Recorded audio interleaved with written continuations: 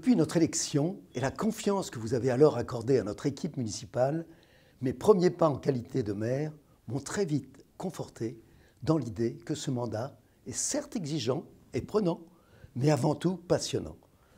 Notre équipe poursuit l'objectif de toujours mieux répondre à vos attentes, tant dans votre quotidien que dans les défis posés, par exemple, par la transition écologique, la dématérialisation, l'inclusion numérique, la cohérence d'un projet territorial fédérateur, la protection de nos concitoyens en situation de dépendance ou encore la sécurité publique et sanitaire. Si je devais vous confier mon état d'esprit après 18 mois d'exercice à vos côtés, je vous dirais que je suis un élu enthousiaste, mais frustré par cette crise qui limite toujours nos moments de convivialité.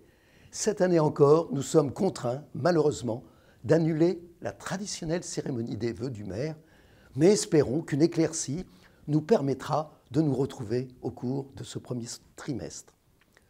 Aujourd'hui, la majorité des sujets contenus dans notre projet sont d'ores et déjà lancés et pour une part d'entre eux désormais réalisés. Ainsi, 2021 aura été marqué à la fois par le soutien et la solidarité envers nos administrés. Au cœur d'une crise sanitaire sans précédent, nous avons depuis un an tout entrepris pour limiter les effets de la pandémie sur notre territoire communal, via l'ouverture d'un centre de vaccination intercommunal à Saint-Cyr-l'École avec le concours de Versailles Grand Parc.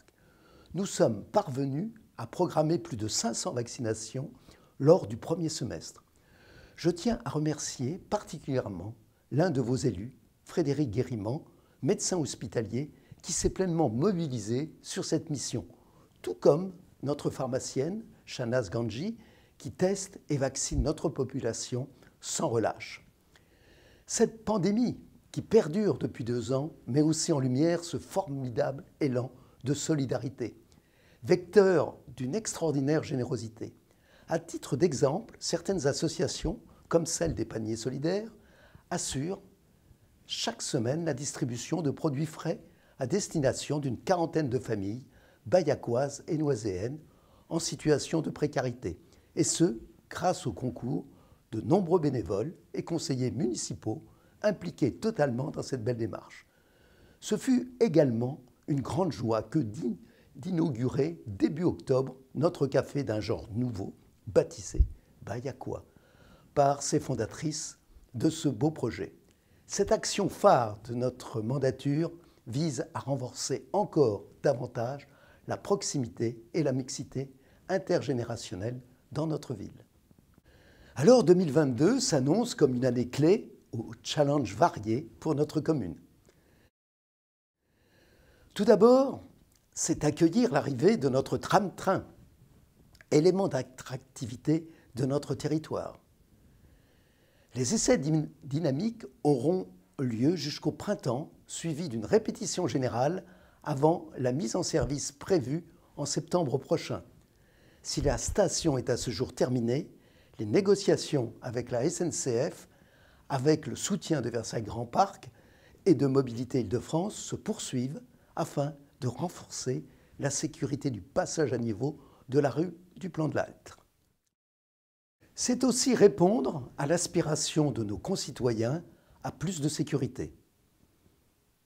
En effet, notre police municipale est aujourd'hui davantage équipée avec l'arrivée de 7 nouvelles caméras, mais aussi avec l'accès à la visualisation de la vidéoprotection sur l'ensemble du quartier de la ville, en vue d'améliorer également la circulation sur les carrefours névralgiques de Bailly.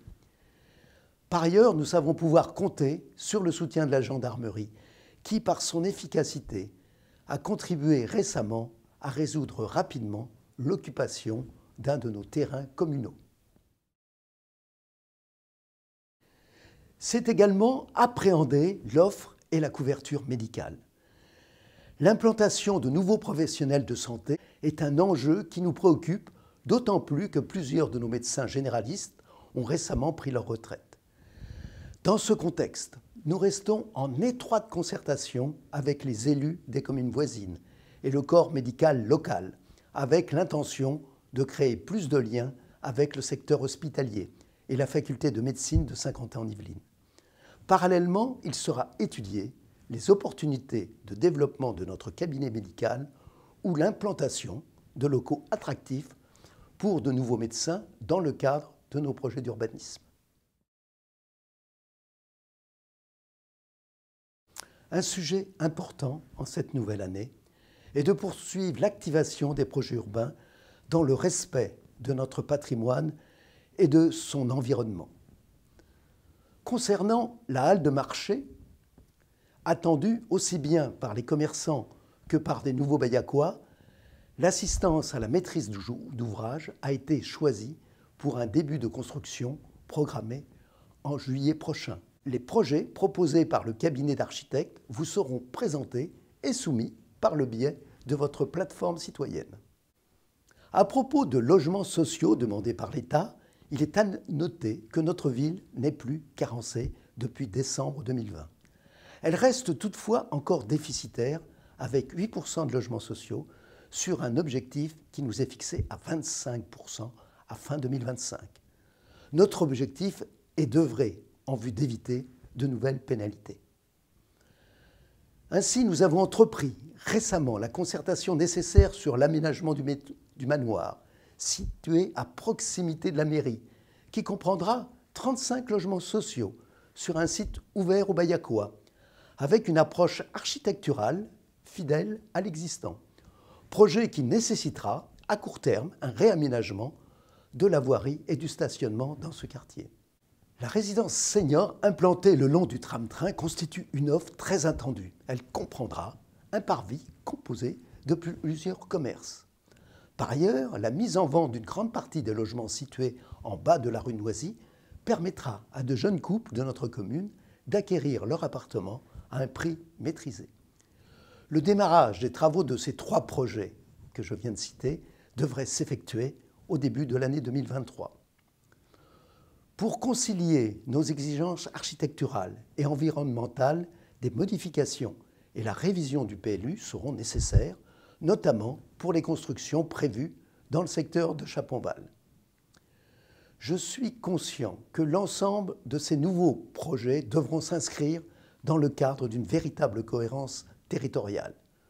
Nous vous présenterons les détails de notre approche au cours de cette année, pensée à la fois pour contrer la spéculation immobilière et faire de notre ville un ensemble harmonieux, doté des services de proximité dont vous avez besoin. Alors, un autre objectif, c'est de privilégier les axes de mobilité douce. Nous continuerons de mener avec allant les actions que vous avez plébiscitées en 2020, comme le réaménagement des voies principales et la création de pistes cyclables dans Bailly, vers la plaine de Versailles et la forêt de Marly. Ces investissements ont déjà fait l'objet d'études lancées tant par la commune que par Versailles Grand Parc. C'est aussi préserver nos espaces naturels et agricoles.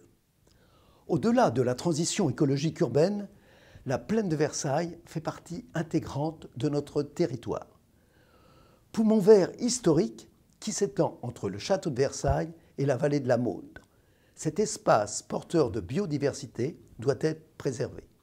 Nous devons également le valoriser, via notamment l'aménagement du hameau des Moulineaux et le développement d'une zone de biodiversité comme le secteur de la faisanderie, faisant aujourd'hui l'objet d'une étude. Quant au plan climat porté par Versailles Grand Parc, il fera dès février l'objet d'un diagnostic sur la base de réunions publiques et d'ateliers thématiques. Autre souhait, nous voulons intensifier notre programmation culturelle. En charge des activités culturelles et artistiques au sein de Versailles Grand Parc, nous souhaitons, avec son président, François de Mazières, faire profiter davantage les 18 communes de VGP de la richesse de son patrimoine.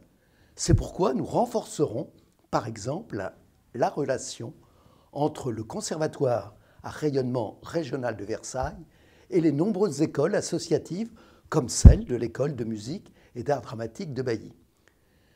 Cette approche permettra de partager en ce 400e anniversaire de la naissance de Molière toujours plus de concerts, spectacles et festivals sur l'ensemble du territoire de notre agglomération.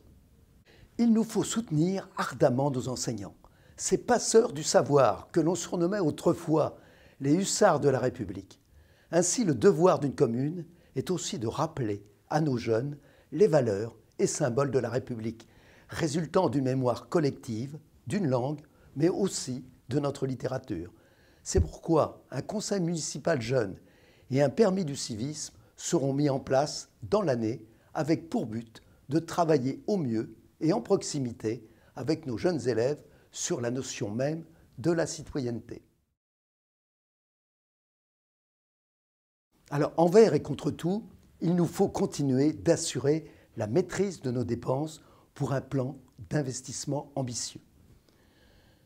La dotation globale de fonctionnement attribuée par l'État à chaque commune n'a eu de cesse de baisser, sans compter les mécanismes de compensation devenus trop conséquents. De plus, les légitimes préoccupations environnementales, sécuritaires et sanitaires ont changé indiscutablement la donne. En dépit de ce contexte, notre épargne communale à fin 2021 sera bien conforme à notre approche budgétaire initiale. L'évolution favorable de cet agrégat est capitale pour la préservation de notre cadre de vie.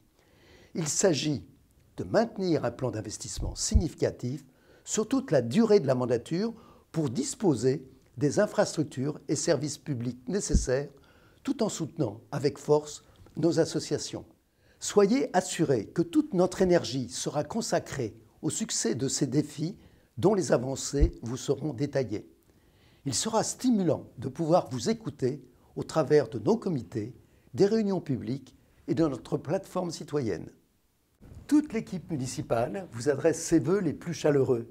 Nous vous souhaitons, ainsi qu'à vos proches, une année 2022 inspirante, emplie d'optimisme et de progrès. Ensemble, faisons rayonner nos valeurs motrices de respect, de solidarité, ainsi que nos meilleures idées pour des mois à venir riches de convivialité et de partage. Mes chers concitoyens, merci de votre attention et à très bientôt.